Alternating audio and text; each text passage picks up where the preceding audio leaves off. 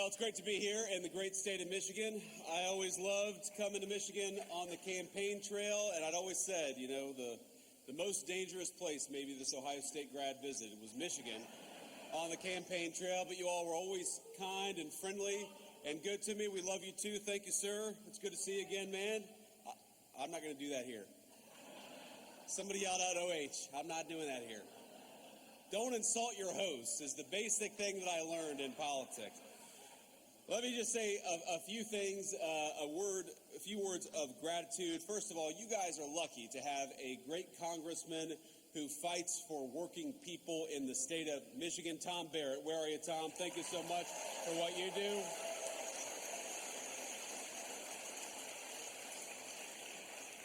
We talk a lot about the working families tax cuts. We talk about no taxes on overtime, which we are proud to deliver.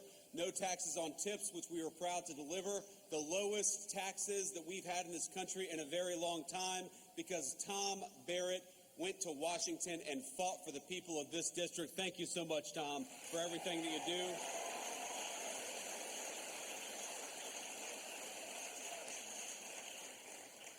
I want to thank, of course, the leadership of this great American manufacturer. Hatch was founded in 1952 by two brothers. Where are we at here? Where's the leadership of Hatch at? Thank you, guys. Stand up. Come on. Let's give them a round of applause.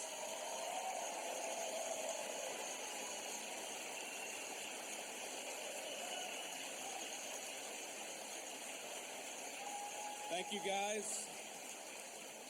I got a little tour with Daniel Craig and Wally earlier today. Thank you guys so much. I'm not going to try to pronounce your last name, Wally. I don't want to insult you or look like an idiot in front of the TV cameras, but you guys, this is a great facility. So it started, of course, manufacturing parts for M1 rifles for the American warfighter, and now it manufactures all kinds of automotive components that we rely on each and every single day. And one of the things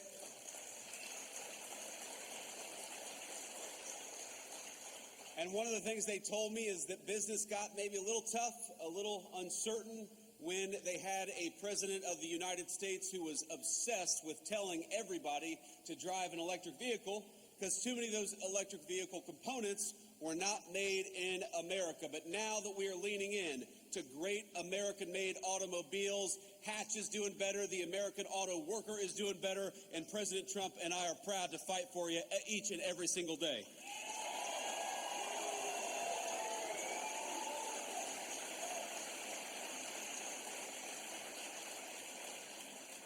I've also got to thank our incredible Secretary of Labor. You just heard from her, Secretary Chavez DeRaymer. Let's get a round of applause for the great Secretary of Labor.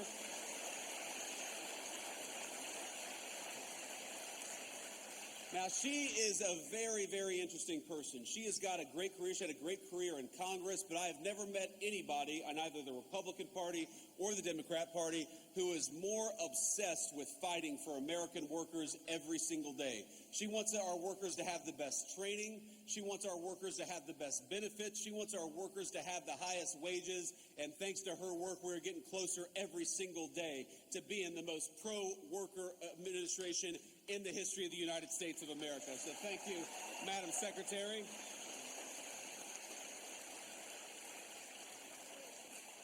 We also have Michigan GOP Chair Jim Runstad. Where's Jim at? Jim, thank you for everything that you're doing. Now, Jim did such a good job during the last election in 2024 that the previous GOP chair, Pete Heckstra, is now our ambassador to Canada. So if you do a really good job, man, you might just get a promotion. Who knows? But he's doing a great job here in Michigan, and we're going to fight with him for the next couple of years to make sure that we're electing candidates who actually serve the interests of Michiganders and serve the interests of the American worker, and that's what we're here for, and we'll never forget it. So I want to say just one thing about my friend Charlie Kirk. I want to talk about Charlie Kirk for a little bit. And the last group I want to have be recognized here is we have got a lot of kids, and I hate to call you kids, but when you're 41 years old, you guys are kids. TPUSA is a great organization founded by my friend Charlie Kirk that takes the message of free speech and conservative values all over our college campuses here in the state of Michigan and elsewhere. And we've got some proud TPUSA folks here. Would you guys stand up and be recognized by the crowd? We love you.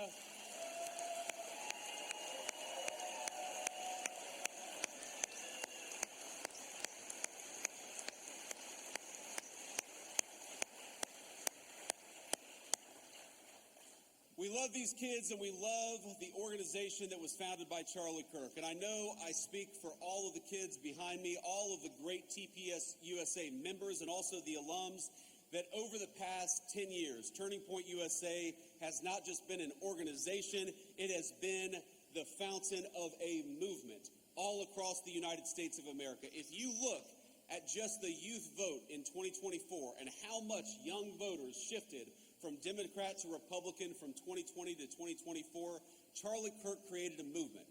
And that movement made Donald J. Trump the President of the United States, and it made me the Vice President of the United States. I would not be here without Charlie.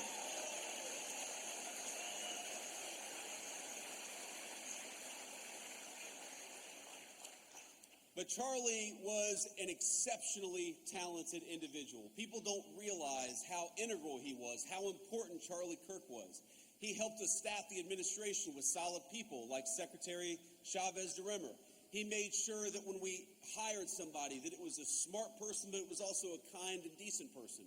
You see him at these college events, and he would talk to anybody. He didn't care if you were a Democrat, a Republican, a liberal, a conservative, if you supported the Trump administration or not. He felt that the most important American political virtue was to just get out there and talk to our fellow Americans. And I hate to say that a week ago, he was doing what he did best, he was doing what he loved, and an assassin gunned him down for daring to say things that assassin thought were wrong or shouldn't be said. Well, I think I speak for every person in this room, and I think I speak for a majority of our fellow Americans when I say we do not attack or commit violence against people because we disagree with their ideas. We debate ideas, and we're going to keep on debating them in honor of the great Charlie Kirk for as long as I have a microphone.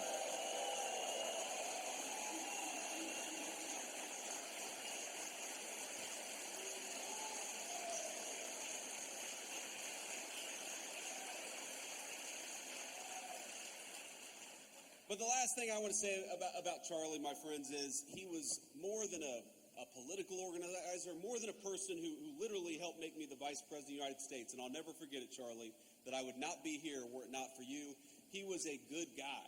He was a good friend. I mean, all of these people who have been involved in TPUSA, Turning Point USA, it wasn't just a debate society. It wasn't just a political organization. It gave these kids a sense of home and a sense of purpose in often very hostile places. If you were a young conservative or you were a young Christian and you were worried that a professor might give you a bad grade for being who you were, Charlie's Turning Point USA gave you a home. If you were worried that you had an idea that was maybe disfavored by your social group, if you were worried that you believed something that was just a little too controversial for a college campus, Turning Point USA gave you a home, it gave you friends, it gave you moral support, and that is what I think must live on in the wake of Charlie Kirk's death. I have friends who met a husband, a wife, a boyfriend, a girlfriend, who met the best man at their wedding at Turning Points USA because it was an organization of patriots dedicated to making this country the very best country that it could be. And I would like to think that whether you're a Democrat or a Republican, this basic idea of young people gathering to discuss and debate, that is the thing that we cannot let pass away just because the leader of Turning Points USA was gunned down by an assassin. And I want to let you know that whether you're a Democrat or a Republican, whatever your belief is, I will fight for your right to speak your mind. We reject political violence, and we reject the crazy left-wing radicals that gunned down our friend Charlie Kirk. Let's talk to one another and not try to shoot each other down for disagreeing.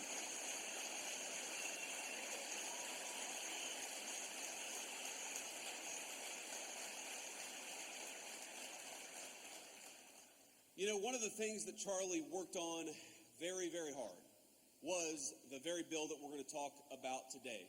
I remember having so many phone conversations, so many text conversations with Charlie about how to make the bill better, about how to do more for working families, because you know what, Charlie, he believed exactly what I believed and exactly what the President of the United States believed, that we have got to rebuild the American dream, especially for our young people, which is why this big, beautiful bill does so much to bring American manufacturing back to the United States of America. These working families tax cuts, they don't just cut your taxes, though they certainly do. They reward companies for building and investing in the United States of America. Because isn't it nice to have an administration that is fighting for the businesses and the workers that are building right here at home rather than shipping our jobs off to Asia or Mexico?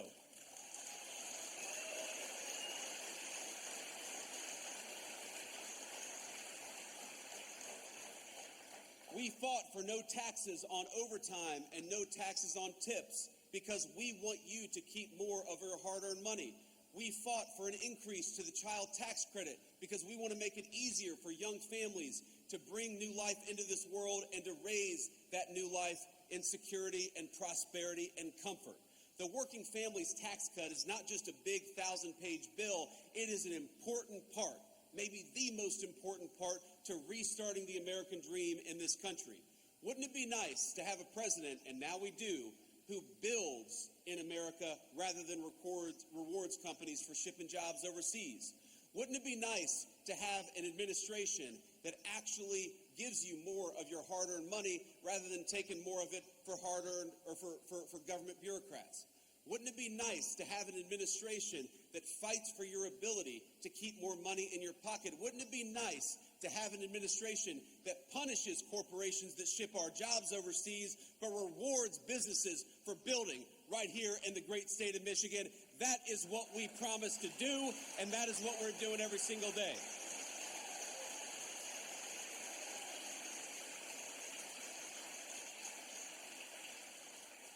Now, I don't know if you saw the headlines this morning, if you turned on the TV this morning, but the president right now is participating in a great state visit to the United Kingdom, our closest ally, of course, going back to the very beginning of our country when we didn't always agree very early on.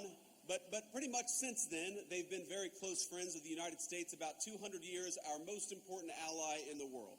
And the president is over there, and somebody asked me, would you rather be in England celebrating the state visit? I said, no, I'd rather be right here in the great state of Michigan where people are building great products for the American people.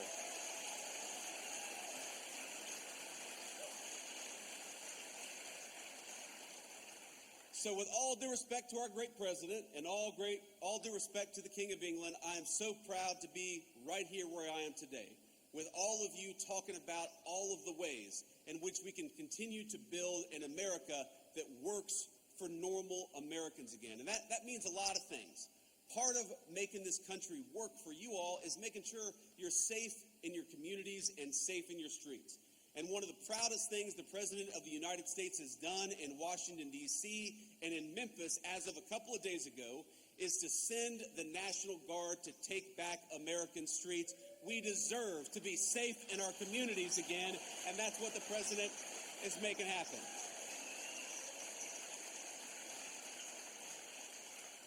And it's so funny, you go to these places and, you know, the TV cameras, very often the fake news media, all due respect to the fake news. We love them, even when we don't. They show up in these places, and they put a microphone or a camera in front of somebody who they assume is a Democratic voter, and they say, what do you think about Donald Trump deploying these people to your city? And every single person says, it's a great idea. I just want to be safe, and we're glad the president is making that happen. So my one message to Governor Gretchen Whitmer here in the state of Michigan is, oh, come on. My one message to Gretchen Whitmer is, look, the city of Detroit, we know, has got some serious crime problems, and we know that it's the people in Detroit who suffer the most when crime is allowed to run rampant all over city streets. Gretchen, we are happy to send the National Guard to Detroit, Michigan. All you got to do is ask.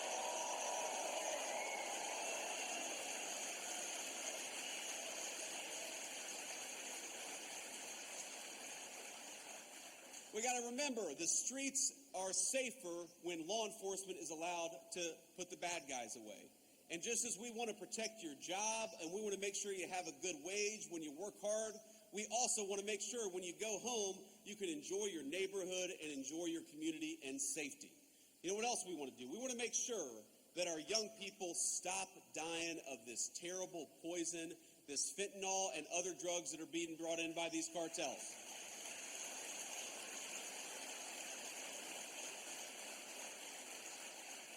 And I'll tell you a little story. I was talking to our great Secretary of Defense probably about a week and a half ago. And this was right after we lit up a narco-terrorist boat that was trying to bring drugs into the United States of America. And I got to tell you,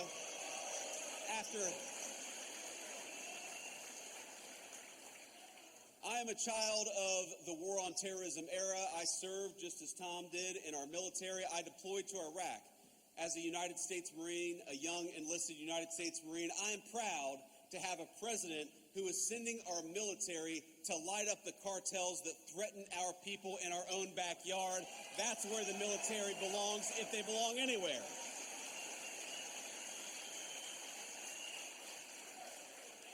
So I was talking to I said Secretary of Defense, but our new Secretary of War, Pete Hegseth. And I was talking to Secretary Hegseth, and you know what he said? He said, you know what, Mr. Vice President, we don't see any of these drug boats coming into our country. They've completely stopped. And I said, I know why. I would stop too. Hell, I wouldn't go fishing right now in that area of the world.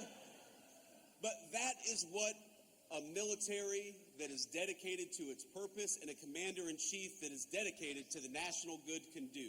If we just have our actual government fighting for the interests of Americans and nobody else, we can make this country safer, we can protect your jobs, we can make sure you've got the best wages anywhere in the world, and we can stop this terrible poison from coming into our country. We just needed a president who was willing to fight for you, and now we've got one.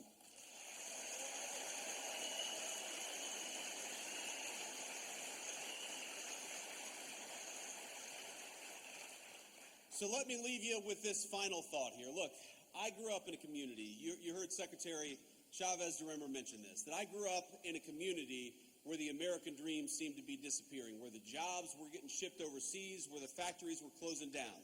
I remember driving around my hometown of Middletown, Ohio, and we'd see some abandoned factory, and my grandfather would tell me what used to happen there, what good jobs used to happen there, what good wages used to provide for families there. And I remember thinking, why is it like this?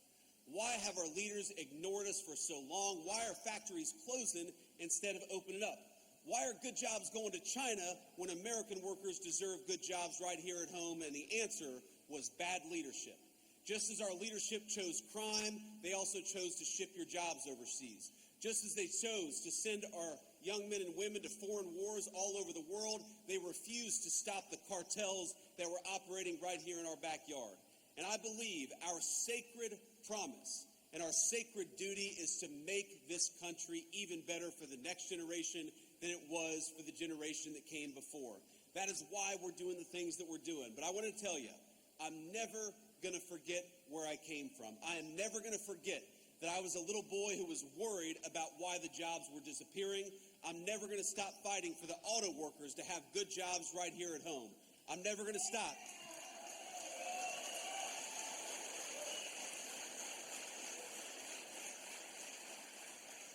I'm never going to stop, and neither is the President of the United States, from fighting for your public safety, for your good wages. We're going to fight for when you send $1 to Washington, D.C., that we spend it wisely. We're going to fight for you to have low taxes. If you're working hard, we're going to fight for you to keep as much of your hard-earned money as possible. Because I believe that the American dream belongs to American citizens, not to illegal aliens, not to drug cartels, and it doesn't belong to foreign workers. It belongs to workers right here in the state of Michigan.